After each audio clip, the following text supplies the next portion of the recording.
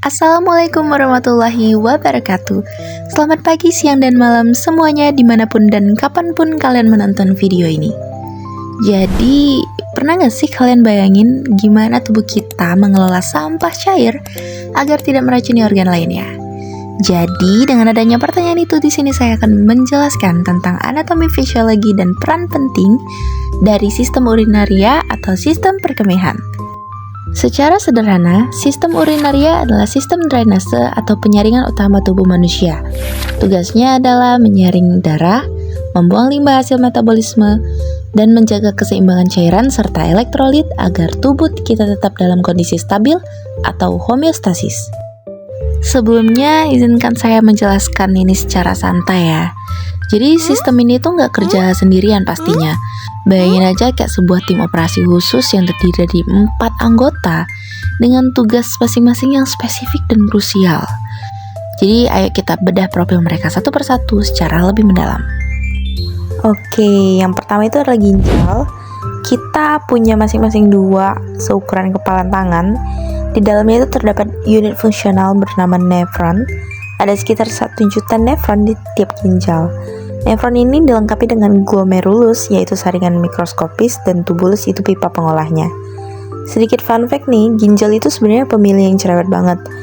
Mereka nyaring darah 24 jam non-stop, memutuskan mana nutrisi yang harus tetap di darah, dan mana sampah seperti urea dan kelebihan garam yang harus dibuang ke dalam urin. Selanjutnya ada ureter. Setelah urin yang tadi terkumpul di pusat ginjal, dia bakalan turun melalui ureter. Bentuknya sendiri itu kayak 2 pipa otot panjang, sepanjang 25-30 cm. Terus juga ureter bukan sekedar pipa paralon pasif yang ngandelin gravitasi. Ureter punya otot yang melakukan gerakan peristaltik, semacam gerakan memeras bergelombang gitu. Jadi meskipun kalian posisinya mau kayang atau rebahan, urin tuh bakal tetap terdorong ke bawah, ke arah kandung kemih. Nice. Yang ketiga itu kandung kemih, namanya vesika urinaria. Dindingnya itu terdiri dari otot spesial bernama otot detrusor. Organ ini juga dilapisi sel epitel transisional yang lumayan ajaib ya, karena bisa ngergang tipis kalau penuh dan balik nembel lagi kalau kosong. Jadi pas kosong dia itu bakalan sekecil buah pir, tapi kalau penuh bisa nampung sekitar 500 ml cairan. Hebatnya juga kandung kemih itu punya sensor tekanan yang langsung ngirim chat WhatsApp gitu ya, kilat ke otak berupa sinyal kayak, "Woi, cari toilet sekarang," karena kapasitasnya mulai penuh. Oke, sampailah di saluran yang terakhir yaitu uretra. Di sini itu diibaratkan sebagai penjaga gerbang ya, yang berupa 2 sfinkter. Sfinkter internal itu kerjanya secara otomatis, sedangkan sfinkter eksternal itu ada di bawah kendali sadar kita. Disinilah letak perbedaan antara pria dan wanita. Uretra wanita itu sangat pendek ya, cuma sekitar 4 cm aja. Sedangkan kalau pria itu jauh lebih panjang, sekitar 20 cm, karena harus ngelewatin penis dulu. So, jalurnya yang pendek itulah bakteri lebih mudah mampir ke kandung kemih wanita. Yang cukup jelasin sih kenapa wanita itu lebih sering terkena infeksi saluran kemih. Kak, apa jadinya kak kalau sistem urinaria ini rusak? Gimana tuh kalau rusak? Urinaria maksudnya.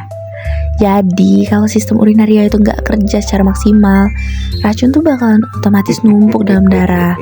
Kondisi ini biasanya dikenal sebagai uremia. Nah, hal ini tuh bisa nyebabin pembengkakan pada kaki dan paru-paru karena penumpukan cairan. Bisa juga tekanan darah tinggi, bisa juga gagal ginjal, bisa juga batu ginjal ya. Terus juga urin itu bisa jadi pendeteksi kesehatan. Nah, kalau warna urinnya itu kuning pucat, itu artinya terhidrasi dengan baik. Kalau kuning pekat, itu teriakan tubuh minta minum. Nah, dari penjelasan panjang lebar tadi, kebuktikan betapa efisien dan pintarnya tubuh manusia dalam merawat diri sendiri. Mantep kan? Jadi, dengan minum air yang cukup dan menjaga pola makan, kita tuh udah ngebantu banget sistem ini untuk kerja lebih ringan. Baiklah guys, kita sudah sampai di penghujung video. Maaf jika ada salah-salah kata dan kekeliruan. Saya sudah lelah yapping.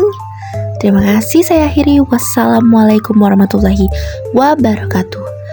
Bye-bye.